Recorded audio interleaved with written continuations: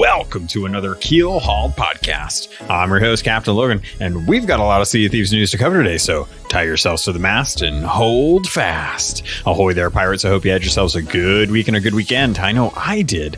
This week, I have got some news for you a little bit. I'm going to try and give you some interesting things to think about as we go into the first half of this week, not being able to play the Ashen Winds. Wow, I almost messed that up. But all of that is to come in this episode and more. Keelhauled episode 130. Go. Boy, I hope you guys have been paying attention to Sea of Thieves before the 24th, because we have been getting the Halo Master Chief livery set through the Sea of Thieves Twitch partners. So if you have been paying attention, hopefully you've been starting on July 24th. You've been watching Sea of Thieves Partners to get the livery set for Halo. If you haven't, it's the Spartan set. It's really awesome. I actually really like it. And this was something that we've had a couple times in the past. But if you were new and you picked it up on Steam and you haven't really gotten a whole lot of the free cosmetics that have been out there available from Rare, don't fret. Usually they bring these things back, and usually it's tied to watching streamers. The biggest rub is if you're just getting your information from me, then this is already a little past date. So today is July the 27th, and unfortunately this started on the 24th, which is kind of a bummer. I wish I had known about this so that I could have put it in last week's episode so that you at least kind of knew what was going on. And I do apologize for that. But on July 24th, they gave out the Spartan wheel. The 25th was the hull. The 26th was the sails. The 27th, which is the earliest that you could be listening to this episode, is the capstan. That leaves the figurehead, the cannons, and the flag left. Now, I imagine the 28th, the 29th, and the 30th will be the flag, cannon, and then the figurehead, because they usually put the figurehead at the end. If it's anything to base it off of when they did the Mutinous set, when they had this last event for watching Twitch streamers. So all you have to do is go over to the Sea of Thieves Twitch page, find a streamer that has Sea of Thieves Twitch drops, hopefully in their title. They're usually really good about that, and just watch them for 30 minutes. And as long as you head over to seaofthieves.com/Twitch-drops and link up your Xbox account or your Steam account with or actually, I think it has to be your Microsoft account, the Microsoft account that you have Sea of Thieves on, or that you link to your Steam account so that you can play Sea of Thieves through Steam. You will be able to earn these drops. Once you've done it, you're pretty much good to go. There's only been one instance where I think it unfortunately unlinked the accounts, but I have not seen that issue since then, which is ironic because there have been a lot of mishaps going into Sea of Thieves the last week. And I wasn't really going to bring this up because I didn't know how important it was going to be, but unfortunately, we've seen some major issues with commendations, with gold, with doubloons not registering on the servers. Now, it seems like that has been fixed, and this weekend was true as far as I'm concerned. I got the opportunity to play with Sightless Combat, Mina Fairy, and Lady Ursula, which is kind of a nice morning stream for me on Sunday. It's 7 a.m., so I kind of have to wake up after getting a few hours of sleep. And we were able to stream over on Xbox Ambassadors. Again, I would definitely urge you to take that step to sign up for being an Xbox Ambassador, try and promote a healthy community, and not nitpick on things that don't really matter. So just kind of be a good beacon out there. But we had a good time. Had some more adventures kind of sailing around, managed to get some skeleton missions done, and it was just a good time. We had a little mini fishing tournament where we had to fish without being able to see what we were doing, which was tough. But I will say, for not being able to tell like what was going on or have any kind of text to speech, I was able to fish up 3 fish and not have any help seeing them, which was kind of cool. So kudos to the fishing. It's really nice that's something that you can really, really kind of feel your way through when you are fishing. But we had a good time. And it was nice to know that everything that we turned in, we got credit for and didn't really have to worry about any kind of commendations. But that, unfortunately, is part of the reason why this update was pushed back.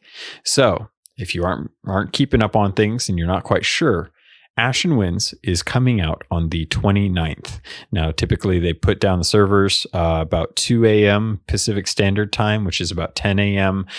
British Standard Time, or I believe it's 5 a.m. Eastern Standard Time. And of course, other folks will have to work out their normal kind of time zone conversion depending on where you live. So I do apologize. That's the ones I know off the top of my head.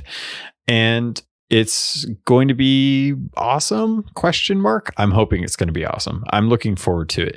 We actually got a tweet from Sea of Thieves on the 24th that actually showed the one of the things in the event that they didn't show off in the video, which is a giant wind twister tunnel. It's a big vortex on an island, and it's red, and there's a bunch of red lightning, and it looks freaky deaky. So I can't wait to find out just how that's going to work, because it'll be pretty awesome. And I'm pretty sure that is how you'll be able to find the Ashen Lords, which will give you the Ashen Skull, which is the flamethrower. We don't quite know what else is coming with this update outside of flamethrowers and Ashen Lords and some accessibility updates and the hit registry changes. So I am looking forward to when we get the patch notes for this, because I'm going to be diving into those and having those available to you for the next episode, probably 131, depending on how things go. That being said, just to give you guys a heads up too, I did record another episode of Shoreleave. So if you listen to the Xbox showcase coverage, the impressions that I had with CJ, I did another one of those, but I focused heavily in with one of my good buddies, Hoss Sauced, who used to be on Podtacular, if I remember correctly, and he is a big Halo fan. He's competed professionally in it. Well, he's competed in the MLG. I don't know how professionally he went through with it. He mentions that in the episode, but we did a deep dive on the Halo Infinite reveal. I know it was only 8 minutes long, but a lot of news has come out since then, and it's a really good episode to listen to as we end up spending an hour talking about 8 to 10 minutes worth of footage. I don't know. It's the new tome thing. Sorry. So yeah, look forward to that coming out later this week when I finish editing it, and should be about the time that the Ashen Winds comes out. So moving on, that's hopefully you guys are getting those Twitch drops if you want those. Hopefully that works out for you. Sorry, I'm going to take a quick break because you guys are not going to believe this. I got more mint chocolate chip ice cream. So I'm just going to take the little bit of this and just have a nice little bite, and I'll be right back. Oh man, I wasn't kidding. It is really, really good. The thing that I almost forgot, I was looking at my notes. I almost forgot to mention this. So while I was talking about how the last weekend they had problems with currency, reputation, and commendations, we got a note from Cameron, who is Takubot or Bato on the forums, and I'll go ahead and just read it verbatim so you guys know kind of for sure what's going on. But he stated, an update regarding the issues that occurred over the weekend, which resulted in many players not receiving currency, reputations, and commendations during their play sessions. After investigation, this data has proved to be unrecoverable. Fortunately, we apologize to those of you who were impacted by this, and we are now preparing to compensate all players who launched Sea of Thieves between July 15th at midnight and July 21st at midnight UTC with a bundle of 60,000 gold and 200 doubloons. Unfortunately, due to the data loss, any progress made in Tall Tales, daily events, commendations, etc. cannot be compensated for. Compensation will be rolled out today directly to player accounts, although many may not appear immediately. So please allow for 72 hours for us to complete the distribution process. And this was something that was actually put out about 4 days ago, which would have put it around the 24th, 23rd. 23rd. So hopefully by now you guys should actually have that if you were playing during those times and had those experiences. Even if you didn't have those experiences with the loss, you should be still earning that gold and doubloons. Unfortunately, there wasn't any discussion or mention of ancient skellies that might have been earned during that time. Unfortunately, due to how that currency is obtained, as well as its real world value, I don't see them going to be giving everyone a blanket amount of ancient coins, just as a mea culpa. It's a shame. I wish I could say I could see that happening. I think they've already made up their mind, unfortunately, on that matter. So hopefully we have a smooth launch on Ashen Winds. This kind of goes back to that discussion that I had a few months back where we were talking about how, because of the coconut fever and a lot of devs having to work from home, well, all of the devs having to work from home, they needed more time for the last update in June that was intended to be for May. And because of that, they decided to push out that update and release quality of life fixes. It feels like they could definitely start going with that cadence where there is just one content update a month or every month. Every other month. Yeah. Wow. Sorry. Where you have a content update every other month, and the months in between are just quality of life fixes and bug fixes and working on tuning. So that way people feel like the game is still progressing, but progress is not hindering balance or stability, which I think a lot of people in many games, especially considering the reaction to the Xbox showcase, a lot of people seem to care about how things look and play. So if things aren't looking or playing well, then potentially that needs a little bit of a kick in the butt. Make sure that you guys are staying on top of that. That being said, Sea of Thieves is still in a really good place. Excuse me. There's not a whole lot that really gets messed up from time to time. A lot of people like to break their characters with the emotes and just moving things around. But for the most part, I would say a lot of people generally don't have too many issues with the game. I think we all play games where we run into weird things that happen from time to time. And we just kind of expect that that's how a lot of games as a service tend to operate. So hopefully this will be a great launch, and I can't wait to get in there and start playing around with it, start working on some commendations. As far as the Flameheart ship stuff, I still need to do a couple of those. I was honestly just kind of biding my time. I've been jumping into other games lately just because I want to wait for things to stabilize with the commendations and whatnot before I go hunting those down. And one of the things that we did in the community this last week was 10 of us ended up going out and trying to get 3 ships on a server. We didn't quite get 3 ships on a server. We were able to get 2 ships for the most part. So 10 of us went out and we were just on ships, just kind of hanging out. And we started to cycle through voyages because it's been the 1-year anniversary of my skeleton captain pirate. I still haven't gotten to see him in game. And the community took it upon themselves to try and hunt down my skeleton. And once I found out about it, I wanted to try and be involved with it. So I got to join in with them, and we spent a few hours cycling through voyages with very little avail to finding my skeleton. But it was one of those things where even though we didn't accomplish what we set out to do, we all had the same idea of what we wanted to do, and we got to all be in a party chat and just kind of chat with each other and have some fun. So I had such a good time with that. I wish that we were able to get all the ships on a server together so we could have more events like that, even if it's not something that necessarily gains us reputation or gold, or just something to be able to give us an opportunity to have some fun and play together. With that being said, I believe the week after Ashen Winds comes out is the tentative schedule.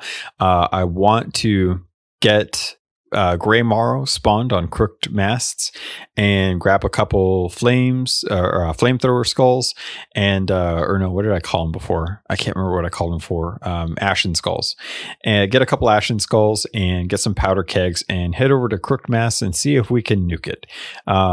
It definitely deserves it. It didn't happen because the patch didn't come out, and I think we're postponing it until the Saturday after the first weekend of the launch. So let's see. Let me take a quick look at that. That would be in August, I believe. Yeah. So I think August 8th is the tentative scheduling for us taking down crooked masts. That way, that should give folks time to work on accommodations. That way you can waste the skulls without having to worry about turning them in and at the lowest value.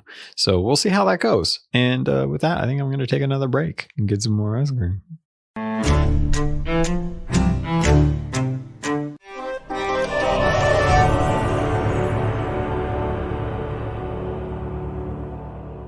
My name is Brian Burton. It's been 26 years since the bombs fell. And since I've left the vault, I've been trying to rebuild. But this isn't the Appalachia that I remember. There's so much more to everything going on. And I promise to find the answer. So if you're out there, if you're listening, just hone in on these coordinates. Remember, there's a place for you at the end. Omega. The Omega Broadcast Fallout Story is available on iTunes, Spotify, and many great podcasting sources. Do you like adventure? Yeah. Do you like laughing? Yeah. Would you like to listen to a group of people you don't know play D&D and reference retro pop culture you vaguely remember? Excellent. You're going to love Committee Quest. We play D&D in the world of Amarin. We use adventure modules and supplements made by people in the community. We also have a sweet synthwave backing track. Come and join us on our adventure. Volume 1 has been completed. Volume 2 coming the end of January. You can find us on iTunes, Podbean, or wherever you get your podcasts from.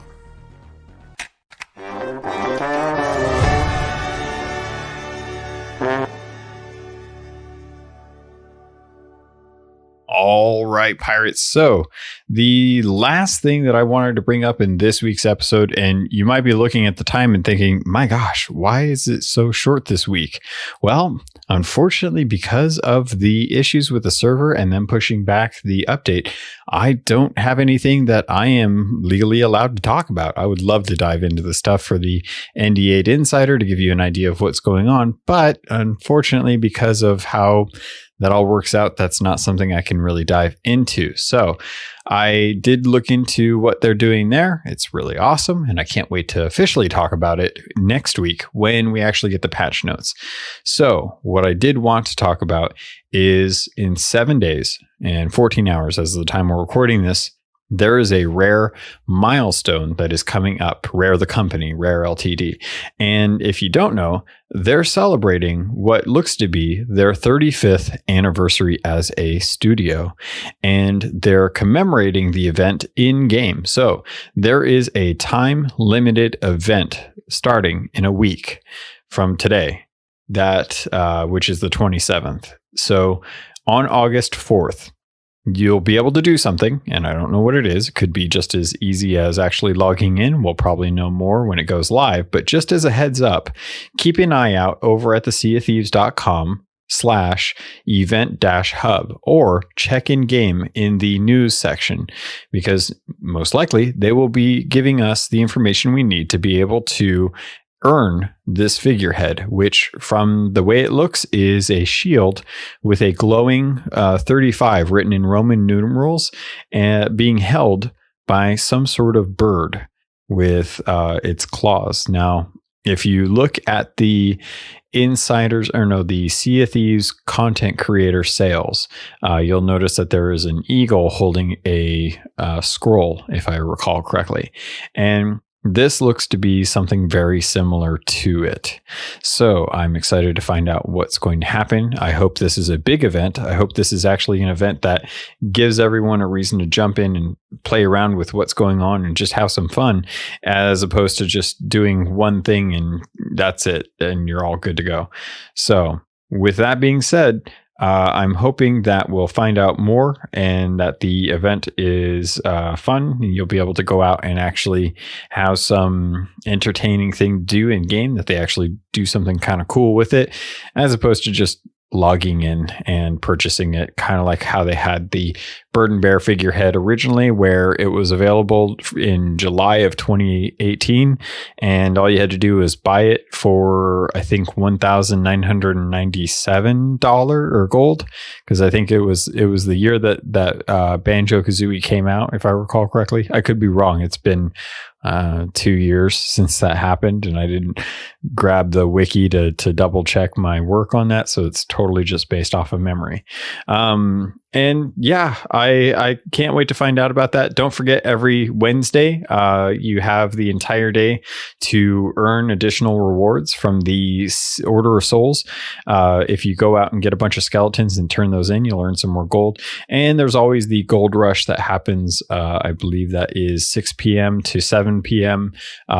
British Standard Time. So make sure you guys are going out there, having some fun. And I can't wait to find out what you guys think of the update as we get it next week. I am taking a quick look because I remember seeing something about the questions and feedback. Oh, I do recall that the Keelhauled community is looking to get into the King of Fishing event again, or Kings of Fishing, because we had a good time when I was actually streaming that. Some people showed some interest, so I think when the next King of Fishing event goes on, I think we're going to try and actually jump into that. Super Pack wrote in, who, if you listen to last week's Shoreleave, then you'll remember his comments on the Xbox showcase. Make sure you guys give him some love. The emissary system. He says, I love it. I wish Athena's Fortune emissary didn't feel so hobbled. Doing an Athena run or Athena should bring you up to grade 5, and it doesn't.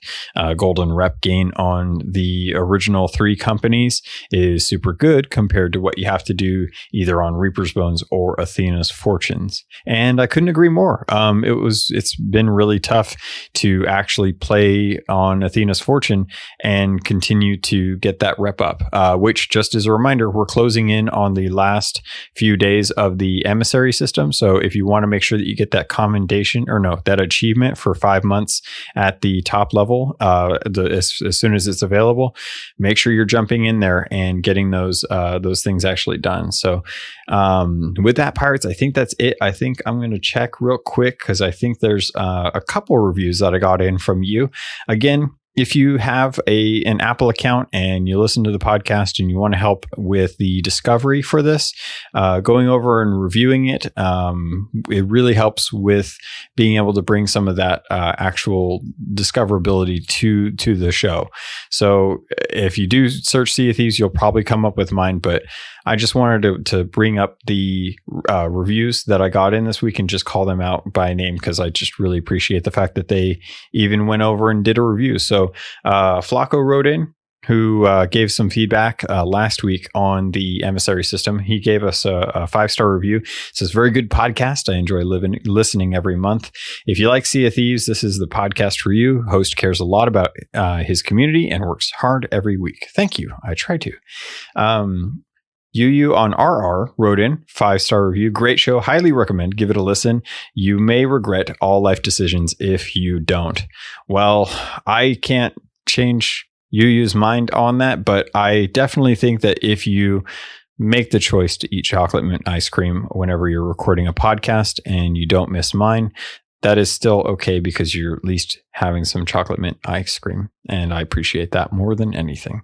So, Pirates, if you guys can do me a favor, I didn't mention this at the start, and I really should have mentioned it at the start, because I don't know who's all still listening as I click through and try and find the information. But if you head over to Loot Crate, or actually to the show notes, I have a sponsor now, and the sponsor is using the Robots Radio code. So if you head over to the link in the show notes, click on that link if you want to pick up Loot Crate. Now, if you don't know what Loot Crate is, it's a monthly geek and gaming subscription box. It comes with a varying degree of different pop culture items or gaming items. You can actually specify certain franchises. Actually, it's kind of cool. And you can earn 15% off of your Loot Crate by using my link in the show notes and Robots Radio at checkout, and making sure that the link that you use is mine. It has Keelhauled at the end of it. And yeah, I think that's going to do it, Pirates. Next week, it's going to be great. We're looking forward to it. Just kind of shoving off this week as a and kind of moving into that. Look forward to the Halo specific Shoreleave episode that should be out later this week. And with that, Pirates, thank you. I love you, and I look forward to sailing with you on the Sea of Thieves.